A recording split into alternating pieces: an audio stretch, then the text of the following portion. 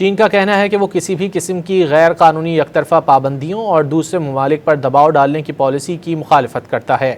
Washington میں چینی سفارت خانے کے ترجمان نے social media platform X پر کہا کہ چین کی جانب سے ٹیرف کے بیجا استعمال کے خلاف موقف بالکل واضح اور مستقل ہے۔ ٹیرف کی جنگ اور تجارتی جنگ میں کسی کو فائدہ نہیں ہوتا۔ ترجمان کا مزید کہنا تھا کہ دباؤ اور دھمکیوں سے مسائل حل نہیں ہوتے بلکہ بات چیت اور تعاون ہی مسائل کا بہتر حل ہے۔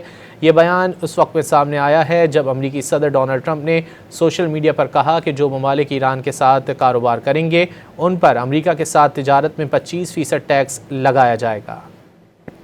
چین کا کہنا ہے کہ وہ کسی بھی قسم کی غیر قانونی یک طرفہ پابندیوں اور دوسرے ممالک پر دباؤ ڈالنے کی پالیسی کی مخالفت کرتا ہے۔ واشنگٹن میں چینی سفارت خانے کے ترجمان نے social media platform X پر کہا کہ چین کی جانب سے ٹیرف کے بیجا استعمال کے خلاف موقف بالکل واضح اور مستقل ہے۔